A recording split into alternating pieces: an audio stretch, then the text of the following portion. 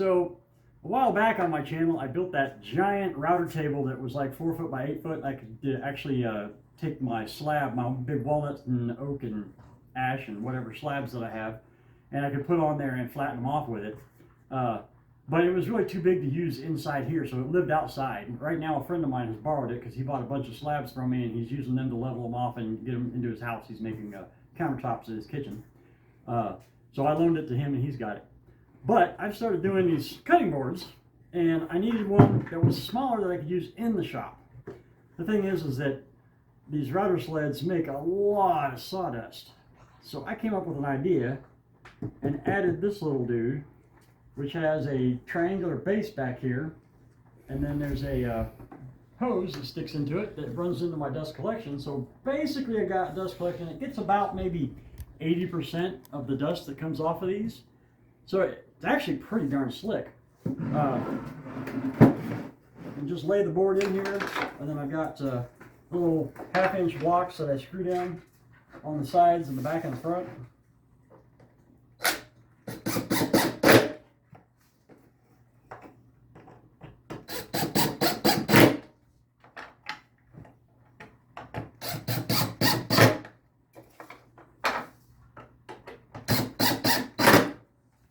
So that keeps it stationary. Now I just need to see if it rocks. It does a little bit that way.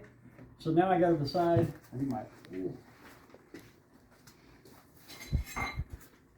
I will measure over here. What do I got? That's an inch and looks like 5/8. That is an inch and 3/4. That is not rocking very much at all.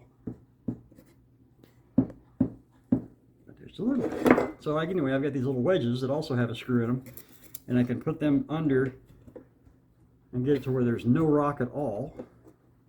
And then I screw that down so it doesn't move while I'm working on it. This one doesn't have a screw, but I don't think it's going to be as critical.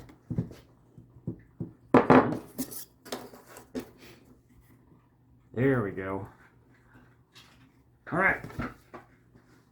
That stuff out of the way. So here's the router sled itself. Really, when I first built it, I thought I was going to have to put some kind of hardwood on top of these rails, but I waxed them, and I waxed the bottom of this, and I mean, it slides real nice. I don't have to worry about it. So anyway, once I've got that all set up, come out here, drop that down to where it's touching, lock it, and then take it off. And then I'm going to adjust this little dude. First I got to make sure he's out of the way. He is good. And you're going to push that all the way down, and then I back this off a few turns. That's about good. And then I reset. And now I will actually cut. And here we get noisy. Oh, let me do the dust collection thing. Talk about that, and then I don't do it. That would be kind of silly.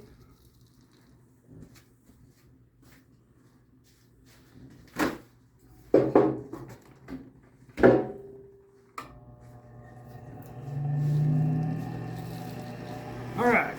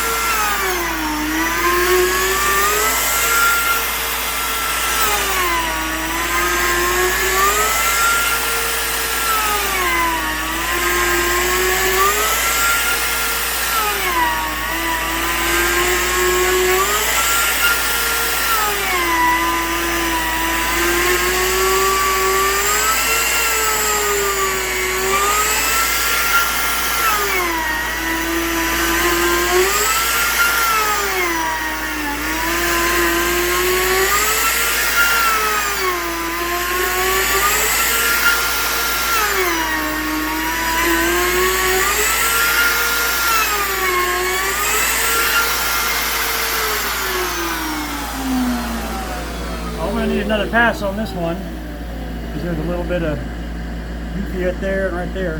But I probably won't have to lower it with about 2 twists. And I'll have it all planed off nice and level, and I can flip it over because this side will be completely flat. Flip it over and take the wedges out, and I'll get the other side completely parallel to this side. And then I get to run it through the new drum sander. That thing is awesome. Anyway, if you watched the last video, that was one of the machines that was in it. And it's sitting where I can pull a dust collector hose up off of the drum sander, I mean off of the bandsaw, hook up to it, and it works awesomely. I still got to get some finer paper for it. Right now it's only got 80 grit on it, and so I actually don't run these through on that. I got 150 and 220 on the way, and I'm going to wrap it with the 150. We'll run all the boards once through with that, and then we'll put the 220 on, run all the boards through with that, and then it's just sanding with 400, routing the edges and, you know, squaring up the ends or whatever, and they're ready to go for oil. So yeah, it's a big help. Oh my God, it's great. I love it. So anyway, just doing a short video to show you the things going on in the shop, and hopefully, I don't know, mid-December or so, we should be starting on rebuilding all those machines that are over the metal shop. So yeah, that's going to be fun, especially that table saw. I'm really curious. I've never had a 12-inch table saw. That should cut about 5 inches depth on a single pass. So I don't know if a horse and a half will do 5 inches on a single pass though. Anyway guys, thanks for watching. We'll see you next time. Bye.